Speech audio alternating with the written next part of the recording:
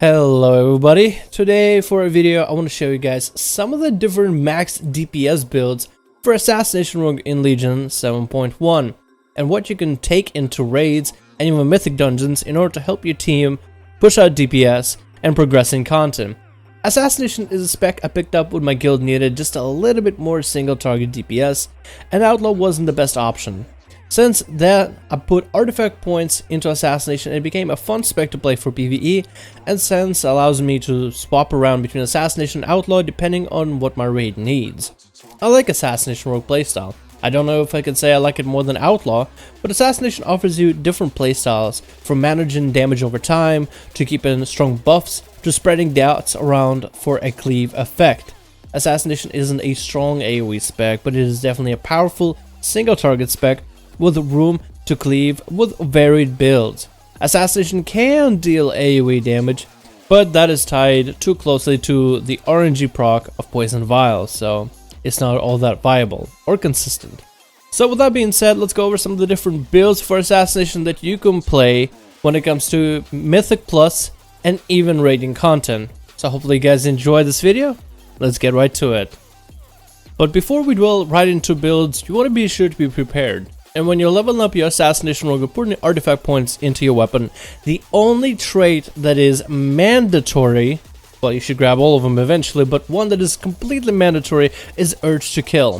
Whether you are a fresh new Assassination Rogue with barely any gear, or whether you are somebody who is swapping to Assassination as an off-spec, grab Urge to Kill as the very first trait possible. So you'll have to invest 4 points at least into your weapon, which shouldn't be that much.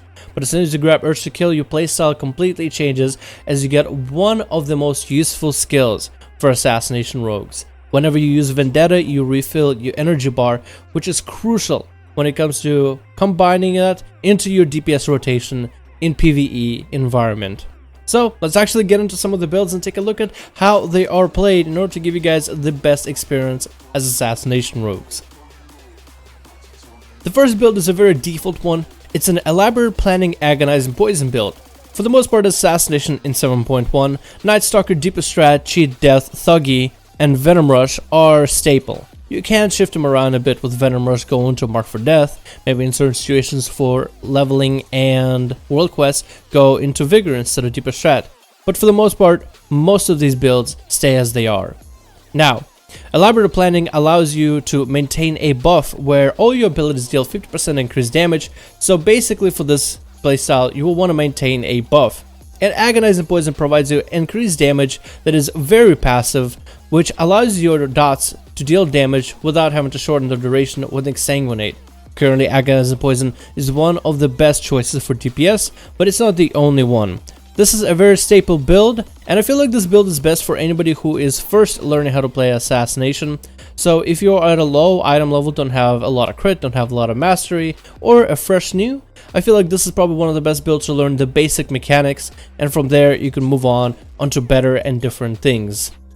The rotation for this build kind of relies a little bit on how much crit you are able to get and how much comm points you're able to generate. But for the most part, it's fairly simple. You maintain Garrote, maintain Rupture at 6 common points, and then let it bleed over all the way into 31 seconds worth of Rupture. Make sure to use Vanish when you're applying the secondary Rupture in a pandemic effect. And from there you want to build up common points and you want to spend them between 4 and 6 because you run Deeper Stratagem. Basically, what you're trying to do is maintain Rupture at maximum potential with the most amount of common points possible, so Rupture should be maintained with 6. As best as you can. Garrote should be maintained, and you don't really have to reapply it until right after it runs out, so there's a bit layaway with Garrotes. The rest of the build, you're trying to build common points using Mutilate, and this is where a little bit of the RNG with your crit comes in. You're trying to spend between 4 and 6 common points into Envenoms. You're not really trying to maintain the Envenom buff, although if it is possible with a common point generation, go for it. What you're trying to do is maintain elaborate planning. Basically, this build focuses on maintaining elaborate planning for as much as possible, so whenever you have 4 comm points, or 5 or 6, use Envenom in order to maintain elaborate planning. Elaborate planning also comes from your Rupture, so you are able to time those as well. This build basically focuses on a little bit of buff management and timing when it comes to elaborate planning for increased damage effect, and maintaining 2 different dots. Because of this build, it is best to go Agonizing Poison, as first of all it provides a massive damage increase when it comes to your mastery and versatility, which are some of the stats you will be getting from gear. But this build also allows you to basically focus on elaborate planning, as that's where a majority of your damage will come from. This build is actually a very straightforward build, and I feel like it relies the least amount on your stats and on your gear. Of course, gear does help out, having great trinkets helps out, having even legendaries helps out in terms of your DPS. But it's a very solid, strong build that has potential for burst fights and sustained damage. So that's what's good about this build. It kind of offers you a little bit of everything. It is primarily a single target build, so AoE potential for it is fairly low. But we'll talk about some of the different builds that have a good amount of AoE potential. Now the next build is best for any Assassination Rogues that have a decent amount of gear and a fair amount of artifact weapon points stored into their weapon. For this build, you're basically going to be doing dot management, and that's all you are doing as a rogue. So for this one, you're trying to manage your dots to the most potential, trying to get Envenoms not for the buff that they provide, but mostly for the extra hit, and you're trying to maximize your damage. You don't have the ability for elaborate planning to maintain a buff, so the common points you spend are going to be more in the 5-6 range. For this build, you basically are maintaining your dots at maximum potential, and you're kind of trying to combine a bunch of abilities together. This build is heavy about dots, especially with your artifact weapon. So being able to combine all these abilities together, and especially when you're able to put cooldowns with them, is going to be extremely helpful. This build is a heavy single target build. It is for maximum burst potential for single target, and it's very advantageous with help of a few legendaries. So let's take a look at the build and what it runs in the basic rotation. One of the advantages of this build is a high amount of single target burst damage that you're able to establish in the opener. As an Assassination Rogue, having a lot of burst damage in an opener is very crucial to maintaining the rest of your DPS throughout the fight. While Assassination Rogues deal a decent amount of damage when it comes to sustain, establishing a very strong and powerful burst will put you ahead of all the other classes. And as long as you maintain your sustain damage, that means you'll be contributing the most amount of DPS to your raid. I feel like this build is probably the best for raids because it offers so much single target sustain damage. It's probably not the best AoE damage or cleave damage build, but it's fairly good in terms of PvE in general. So for this build, you're trying to maintain a 6 common point rupture. You're trying to maintain your corrode at all times, so you're very careful with that. You're trying to make sure that you're able to combine any kind of buffs or trinkets or whatever with your artifact weapon for maximum amount of damage, and you kind of want to use your artifact weapon on cooldown. You're trying to build up between 5 to 6 common points and using Venom whenever you're not refreshing your dots. So this build fairly focuses on making sure that you maintain your Rupture, Corrode, and Artifact weapon as best you can on the enemy, and getting as much of damage out through your Envenoms. So this build is actually fairly slow compared to the last build, but the amount of damage you're able to deal with this build is insane. And I recently picked it up and I'm currently enjoying it. It is a very powerful build, but I feel like it's also very finicky. Because if you are unable to deal any form of damage when it comes to your ruptures or corrodes, or you miss your dots completely and they fall off the enemy, or your agonizing poison for whatever reason falls off, then you lose an immense amount of damage and it's very difficult to catch up. One of the advantages of this build comes with a legendary.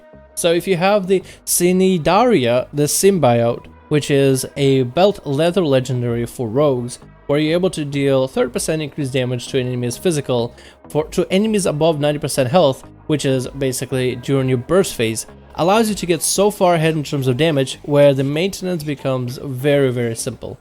Now, some people might say that this build is getting carried by the legendary, so I just tried running the damage for this build simply by removing the belt slot completely, as I didn't have a belt slot to replace it. And the damage is still very competitive for this build. And I feel like this build really heavily relies on how much mastery and crit you have. I feel like for this build, having more crit and maybe about like towards 30% will help you out a ton, because then you have a lot less downtime when it comes to your Envenoms, and it comes to less downtime for your dots.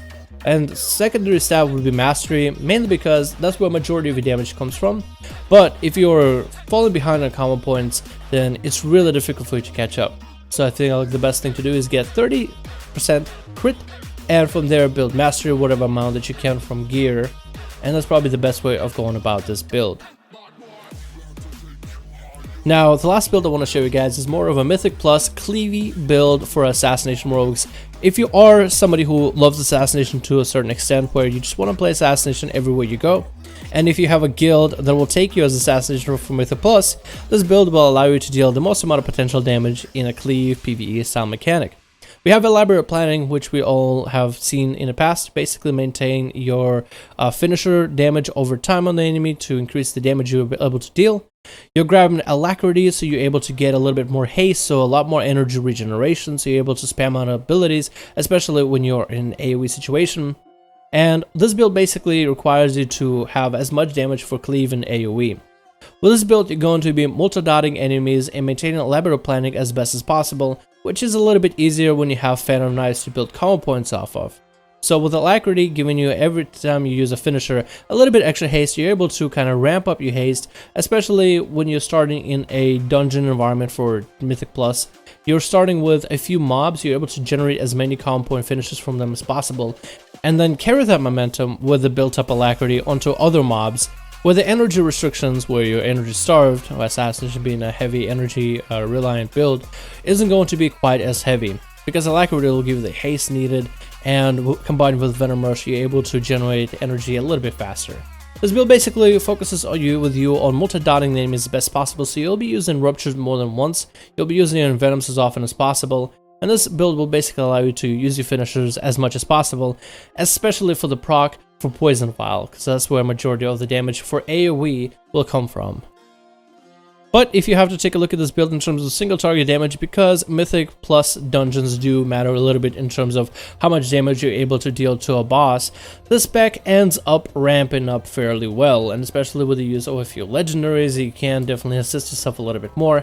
This isn't a terrible build, it is focused primarily on being able to cleave enemies as fast as possible and as much as possible, giving you as much energy as possible in order to get as many Envenoms for that Poison Vial proc, which will basically destroy any AoE mobs in the area, which is basically what you're relying onto when it comes to direct DPS. Besides this, the build also excels in cleaving, so if you have more than 2 enemies, 2 or 3, but less than 5, you're still able to cleave the enemies by spreading multiple Ruptures and Envenoms. This build focuses on having Deadly Poison, Rupture, and Garrote spread on as many targets as possible for maximum potential for damage.